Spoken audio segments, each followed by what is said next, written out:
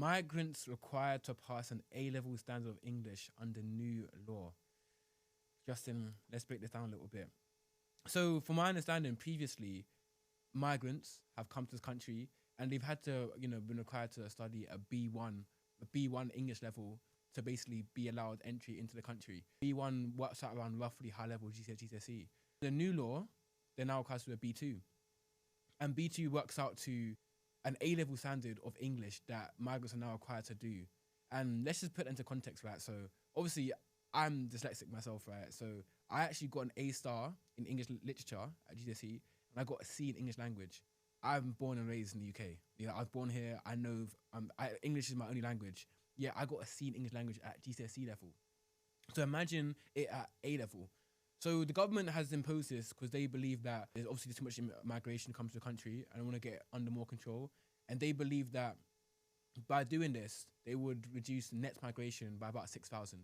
So to put into further context, the government believes to get migration to a stable point, they need to be around 200,000 net migration.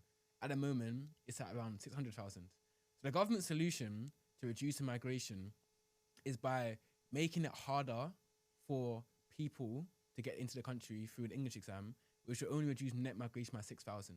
They want to get to 200,000. So you do the maths on that. 600,000 down to 200,000, and their mode to do so is by reducing it by 6,000, whilst also restricting some talented individuals entering the country. Not recently, I was with a friend of mine, and we spoke about the NHS. And the NHS right now is very, very stretched. And the reason being because they need a certain amount of workers. NHS currently has over 100,000 vacancies. Out of those, 40,000 of vacancies are of nurses. So the NHS has 100,000 vacancies. Out of those, 40,000 are nurses. So there's a massive push right now to get employment into NHS. Roughly 1 in 6 NHS workers are born outside the UK. So by doing this, this new law, we're actually restricting workers that could come in and do these roles, whilst barely touching the issue of net migration.